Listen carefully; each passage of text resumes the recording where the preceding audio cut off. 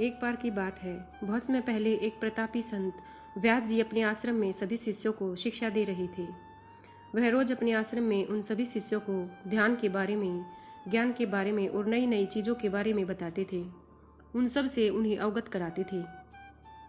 धीरे धीरे समय के साथ जब उन शिष्यों की शिक्षा पूरी हो जाती है, तब संत गुरु कहते हैं कि अब आप सभी की शिक्षा पूर्ण हो गई है।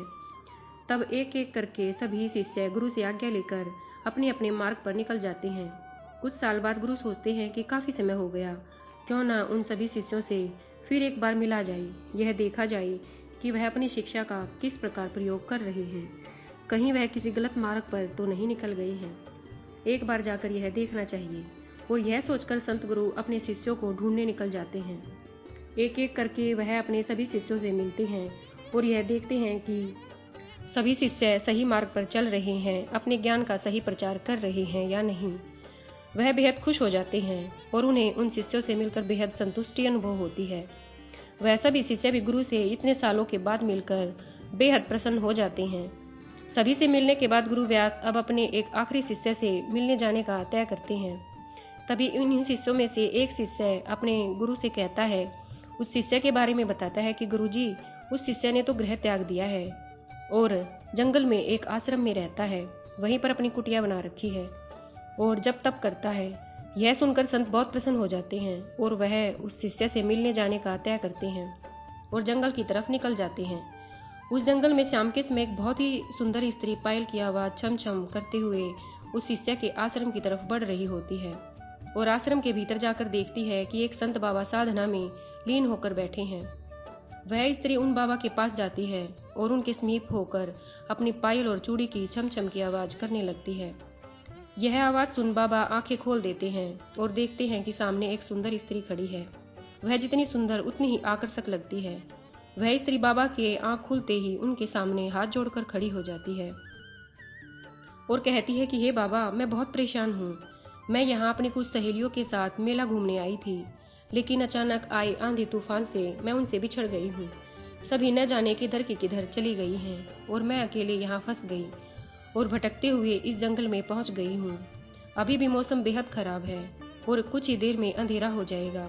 मेरी आपसे विनती है कि आप मुझे आज रात यहीं आपकी कुटिया में रुकने की इजाजत दे दें। आपकी बहुत कृपा होगी। यह सुन वह संत बाबा कहते हैं कि अरे पागल, न तो यहाँ कोई पाठशाला है और न ही कोई धर्मशाला।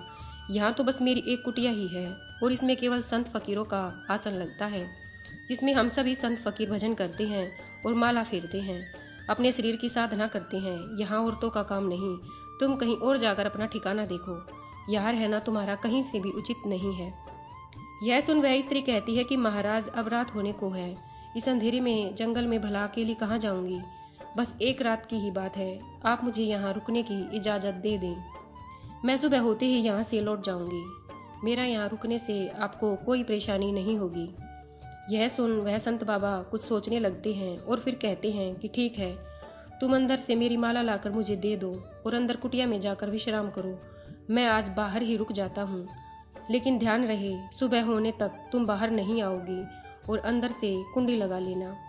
वह गुरु को अंदर से माला लाकर दे देती है। वह संत गुरु फिर उस स्त्री से यह बात बार बार दोहरा देते हैं कि तुम बाहर मत आना, वरना मेरी साधना भंग हो जाएगी। वह स्त्री ठीक है कहकर कुटिया के भीतर चली जाती है और अंदर से कुंडी लगाकर सो जाती है। देर रात तक वह संत साधना करते हैं। उसके बाद उन्हें अचानक से उस स्त्री का ख्याल आने लगता है। उसके मन में उस स्त्री के प्रति छल आने लगता है। उनके कदम उस कुटिया की तरफ बढ़ने लगते हैं। वह आधी रात में जाकर उस कुटिया का दरवाजा खटखटाने लगते हैं, लेकिन वह स्त्री दरवाजा नहीं खोलती है। यह देखकर वह संत बाबा क्रोधित हो जाते हैं कि वह दरवाजा क्यों नहीं खोल रही और वह क्रोध में आकर एक हथौड़ा ले आते हैं। काफी देर तक मेहनत करने के बाद उस दरवाजे को तोड़ने में सफल हो जाते हैं। वह कुटिया के भीतर प्रवेश करते हैं, परंतु भीतर पूरे कमरे में अंधेरा ही अंधेरा होता है, उन्हें कुछ दिखाई नहीं देता। तब वह संत जाकर एक दिया लाते हैं और उसे जला देते हैं। दिए के जलते ही वह कुटिया में जैसे ही चारों तरफ नजर घुमाते हैं उस स्त्री को देखने के लिए कि वह कहाँ है, तभी संत यह देख हैरान हो जाते हैं कि एक बहुत ही बड़ी बड़ी दाढ़ी, मूछ और बड़ी जटाओं वाला महाराज आंख मूंद कर माला फेर रहा है। कपटी संत यह देख सन रह जाता है कि उस कुटिया में उस खूबसूरत स्त्री की जगह महाराज बैठे हुए हैं। वह महाराज कोई और नहीं बल्कि व्यास मुनि थे। यह स्त्री का रूप धारण करके ही अपने शिष्य अपने आखिरी उस संत के पास आकर कहते हैं कि तुम चाहते तो अपनी शिक्षा और ज्ञान का उचित उपयोग कर सकते थे, लेकिन तुमने स्वयं के लिए गलत मार्ग चुना और खुद को उस पर बढ़ने दिया, जिसका परिणाम यह हुआ कि तुम नजरें झुकाए खड़े हो। यह सुन वह संत अपनी ही भूल के लिए उनसे क्षमा मांगता है और अपनी गलती का पश्चाताप करने के लिए निकल जाता है।